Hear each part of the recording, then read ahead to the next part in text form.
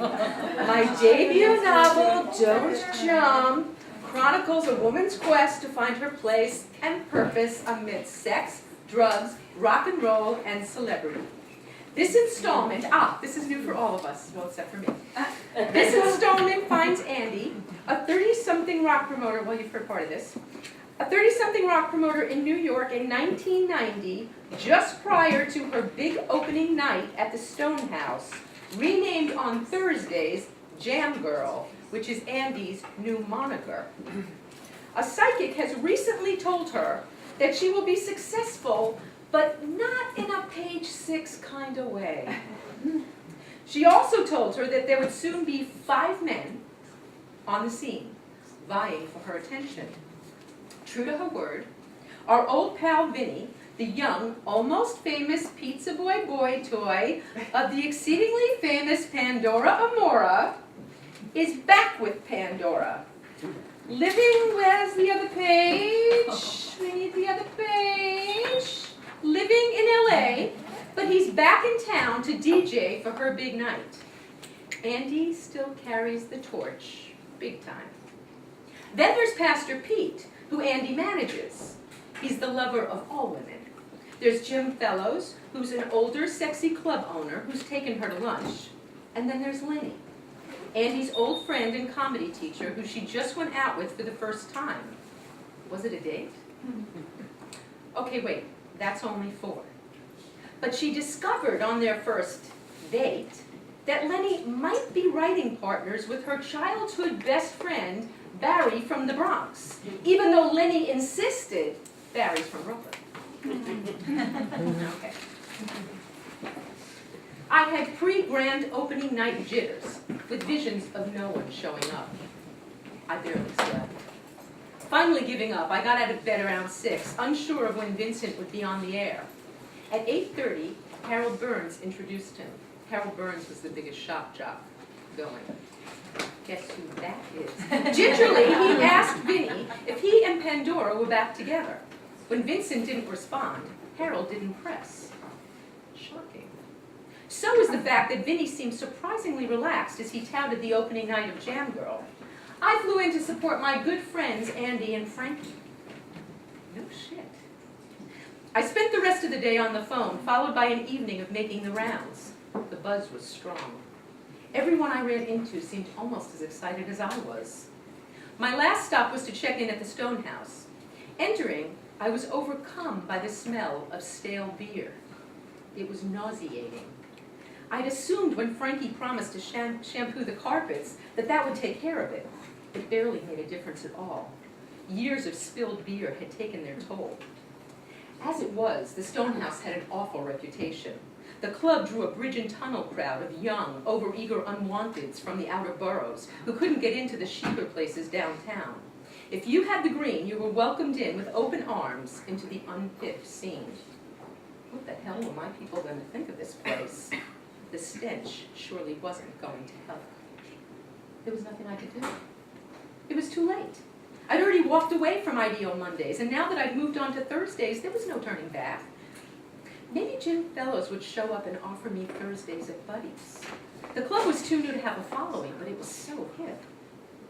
That's me all over, barely starting one thing and already thinking about the next.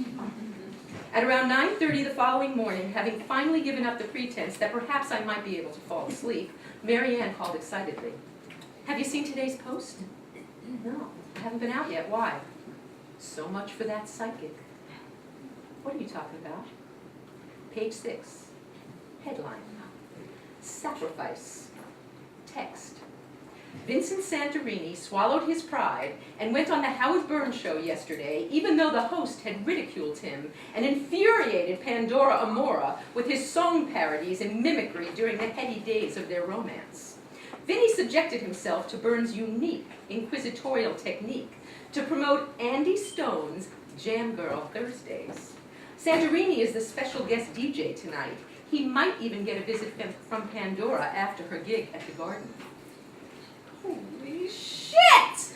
I was determined to prove Teresa wrong, but I didn't think it was going to happen this quickly. Where on the page is it? You know, I'd always read page 6 from the bottom left to the top right, like, so wait, from the bottom right to the top left, like some sort of weird Hebraic ritual. And there's no bad place on the page, but there were a couple of choice places of real estate, blah, blah, blah. Bottom middle, you're bold and black. Holy shit. I knew Vincent wouldn't like the article, and it probably ruined any shot of Pandora actually showing up, but right then, it was way too cool to worry about. Running to the corner, I bought every copy of the Post they had. I was afraid to look. What if Marianne was kidding? What if it was only in her copy? As I pressed the button for the elevator, I opened the top paper. Just as I found page 6, which hadn't actually been on the 6th page of the Post in like a million years, the door opened. There was no mistake.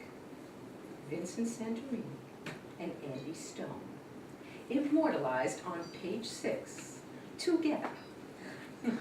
A negative prophecy overcome, a dream come true. The elevator door opened and closed about a dozen times before I finally got on. In a haze of pseudo-celebrity, I sped-walked over to the club, lost in fantasies of my impending fame. What if Pandora did show up? What if tomorrow's paper contained a photo of Vincent, Pandora, and me, smiling, arms circling each other? What if the club was packed and a line outside snaked around the block? The what-ifs certainly exceeded the reality.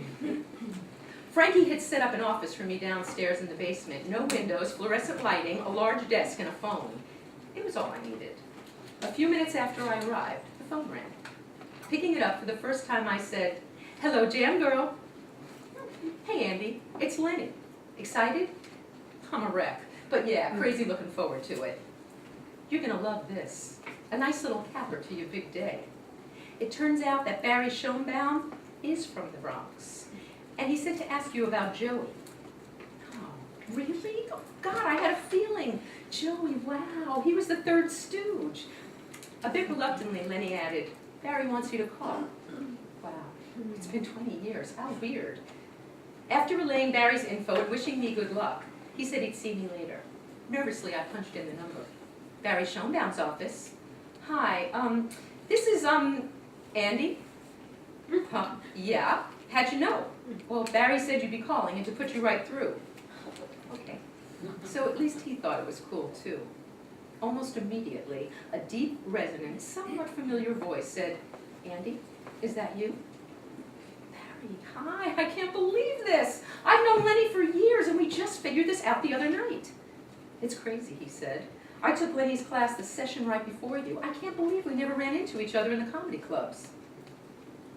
"Are you a comedian?" I asked. "By night. By day, I'm a music promoter." "You're a what?" "I work at Pacific Records. I'm VP of promotion." "Please tell me you're playing with me," I pleaded. What? What? "Well, I'm a music promoter, and I'm having my big opening tonight." "Where?" As soon as I said the Stone House, he started laughing. Hearty, genuine laughter. "What's so funny?" "Well, my office is around the corner, literally 2 blocks away." "Shut up!" "I'm serious. Come meet me." "No way. I'm a wreck. I speed walked here this morning. I have 0 makeup on. There is no way you are going to see me for the first time in 20 years like this. Come to my opening night tonight. I'm putting you on the guest list." "I will. But come on, Andy. Come on. Meet me, please." I was charged and curious. Well, there was so much catching up to do. "Exactly. So come over and we'll get started." "Barry, this is a huge day for me. I have so much to do." 5 minutes. That's all I ask. We'll say hello and I'll let you go." Silence. "Please, Andy, come on." "I can't. Really." The thought of my sweaty, unmade-up self would not let me relent. "I'll see you tonight."